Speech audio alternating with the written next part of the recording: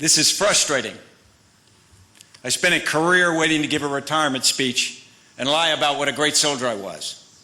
Then people show up who are actually there. It proves what Doug Brown taught me long ago. Nothing ruins a good war story like an eyewitness. To show you how bad it is, I can't even tell you I was the best player in my Little League, because the kid who was the best player is here tonight. In case you're looking around, he's not a kid anymore. But to those here tonight who feel the need to contradict my memories with the truth, remember I was there too. I have stories on all of you, photos on many, and I know a Rolling Stone reporter. Look, this has the potential to be an awkward or even a sad occasion. With my resignation, I left a mission I feel strongly about. I ended a career I loved that began over 38 years ago. And I left unfulfilled commitments I made to many comrades in the fight, commitments I hold sacred. My service did not end as I would have wished. And there are misperceptions about the loyalty and service of some dedicated professionals that will likely take some time, but I believe will be corrected. Still, Annie and I aren't approaching the future with sadness, but with hope and iPhones. And my feelings for more than 34 years I spent as an Army officer are a combination of surprise that any experience could have been as rich and fulfilling as mine was, and gratitude for the comrades and friends we were blessed with. That's what I feel. And if I fail to communicate that effectively tonight, I'll simply remind you that Secretary Gates once told me I was a modern pattern of strategic communications. Fair point. So if we laugh tonight, it doesn't mean all these years have not been important to me. It means the opposite, that every day and every friend were gifts I treasure and I need to celebrate. But first, I need to address two questions that we've been asked often lately. The first is, what are you going to do? Actually, Annie is the one who's asking me that. I'm thinking I'd be a good fashion consultant and spokesman for Gucci, but they haven't called. The other question is always asked a bit tentatively. How are you and Annie doing? We did spend some years apart, but we're doing well. And I'm carrying some of what I learned into retirement. First, Andy and I are reconnecting. And now we're up on Skype with each other. Of course, we never did that all the years I was 10,000 miles away, but now we can connect by video link when we're 15 feet apart. And I think she really likes that. I was so enthused, I tried using Skype for a daily family VTC, where I could get updates and pass out guidance. But there's some resistance to flatter and faster in the McChrystal household. The same is true for the tactical directive I issued soon after my return. It's reasonable guidance. 1 meal a day, early morning PT, the basics of a good family life. But I've gotten a few night letters, and Annie's stocking up on a new ammonium nitrate fertilizer, which is strange since our new yard is smaller than this podium. Although the insurgency is relatively small, one woman, she's uninterested in reintegration. I assess the situation as serious and in many ways deteriorating. Mr. Secretary, look at her. I'm thinking at least 40,000 troops.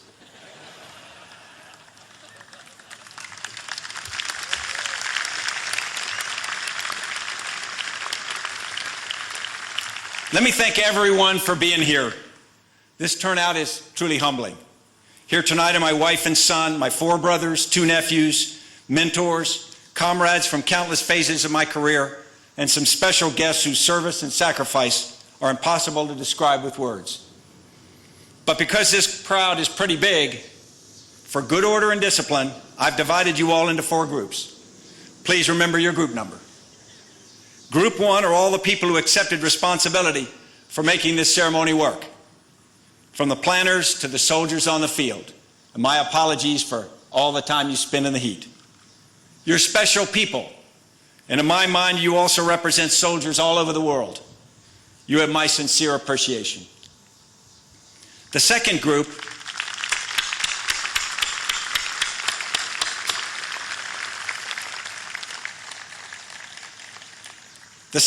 is distinguished servants of all nations who have taken time from your often crushing schedules to be here. In thanks for your years of support and friendship, I got you out of the office early on Friday.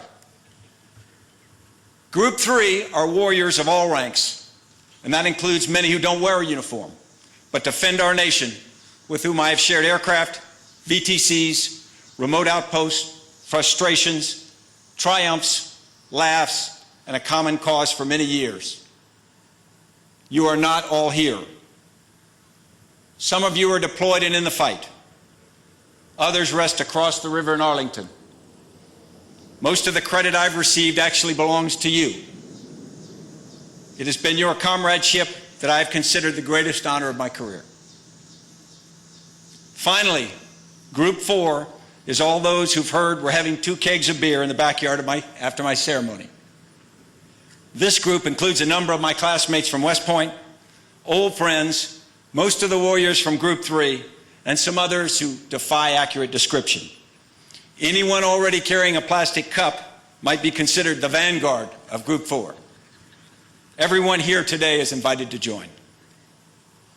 To Secretary Gates, I want to express my personal thanks. Certainly for your generous remarks, but more for your wisdom and leadership, which I experienced firsthand in each of my last 3 jobs. Your contribution to the nation and to the force is nothing short of historic. Similarly, I want to thank the many leaders, civilian and military, of our nation, beginning with President Obama, for whom and with whom I was honored to serve. Whether elected, appointed, or commissioned, the common denominator of selfless service has been inspiring. As COM-ISAF, I was provided a unique opportunity to serve alongside the professionals of 46 nations under the leadership of NATO. We were stronger for the diversity of our force, and I'm better for the experience. My thanks also to the leadership and people of Afghanistan for their partnership, hospitality, and friendship. For those who are tempted to simplify their view of Afghanistan and focus on the challenges ahead, I counter with my belief that Afghans have courage, strength, and resiliency that will prove equal to the task. My career included some amazing moments and memories, but it is the people I'll remember. It was always about the people. It was about the soldiers who are well trained, but at the end of the day act out of faith in their leaders and each other. About the young sergeants who emerged from the ranks with strength, discipline, commitment, and courage. As I grew older, the soldiers and sergeants of my youth grew older as well. They became the old sergeants, long service professionals whose wisdom and incredible sense of responsibility for the mission and for our soldiers is extraordinary. And the sergeants major. They are a national treasure. They mold and maintain the force and leaders like me. They have been my comrade, confidant, constructive critic, mentor, and best friend. A little more than a year ago, on a single email, Command Sergeant Major Mike Hall came out of retirement, leaving a job, his son, and his amazing wife Brenda to join me in Afghanistan. To Mike, I can never express my thanks. To Brenda, I know after all these years, I owe you. I also love you. To true professionals like Sergeants Major Rudy Valentine, Jody Nacy, Steve Cuffey, C.W. Thompson, Chris Craven, Jeff Mellinger, and Chris Ferris, your presence here today is proof that when something is truly important, like this ceremony, you're on hand to make sure I don't screw it up. I've been blessed with the presence of old friends throughout my career. Friendships that began long ago at West Point, Forts Benning, Bragg, Lewis, or countless other locations, and shared years of Army life, moving vans, kids, laughs, disappointments, and each other's successes, which grew into bonds that became critical on the battlefield. I treasure a note I received during a particularly tough time in Afghanistan in 2007 from fellow Commander Dave Rodriguez that quoted Sherman's confidence that if he ever needed support, he knew his friend Grant would come to his aid, if alive. Serving with people who say and mean such words is extraordinary. I served with many. Many of you are here tonight. And not all the heroes or comrades are in uniform. In the back of a darkened helicopter over Konar, Afghanistan in 2004, a comrade in blue jeans, whose friendship I cherish to this day, passed me a note. Scribbled on a page torn from a pocket notebook, the note said, "I don't know the Ranger Creed, but you can count on me to always be there." He lived up to his promise many times over. To have shared so much with and been so dependent on people of such courage, physical and moral, integrity and selflessness taught me to believe. Annie's here tonight. No doubt she walked the 50 feet from our front door in cute little Italian shoes, of which we have an extensive collection. In Afghanistan, I once considered using Annie's shoe purchases as an argument to get Italy to send additional forces. But truth be known, I have no control over that part of the McChrystal economy. But she's here, like she's always been there when it mattered. Always gorgeous. For 3.5 years, she was my girlfriend, then fiance, and for over 33 years, she's been my wife. For many years, I've joked, sometimes publicly, about her lousy cooking, terrifying closets, demolition derby driving, and addiction to M&M candy, which is all true. But as we conclude a career together, it's important for you to know she was there. She was there when my father commissioned me a second lieutenant of infantry and was waiting some months later when I emerged from Ranger School. Together, we moved all we owned in my used Chevrolet Vega to our first apartment at Fort Bragg. The move, with our first days in our $180 a month apartment, was the only honeymoon I was able to give her, a fact she has mentioned a few times since. Annie always knew what to do. She was gracious when she answered the door at midnight in her nightgown to find Sergeant Emil Holtz, a huge mortarman, carrying a grocery bag of cheap liquor for a platoon party I'd hastily coordinated that evening and not told Annie about, following a Friday night jump. I got home not long after to find Annie making food for the assembling paratroopers. Intuitively, Annie knew what was right and quietly did it. With 9/11, she saw us off to war and patiently supported the families of our fallen with stoic grace. As the years passed and the fight grew ever more difficult and deadly, Annie's quiet courage gave me strength I would never otherwise have found. It's an axiom in the Army that soldiers write the checks, but families pay the bills. And war increases both the accuracy of that statement and the cost families pay.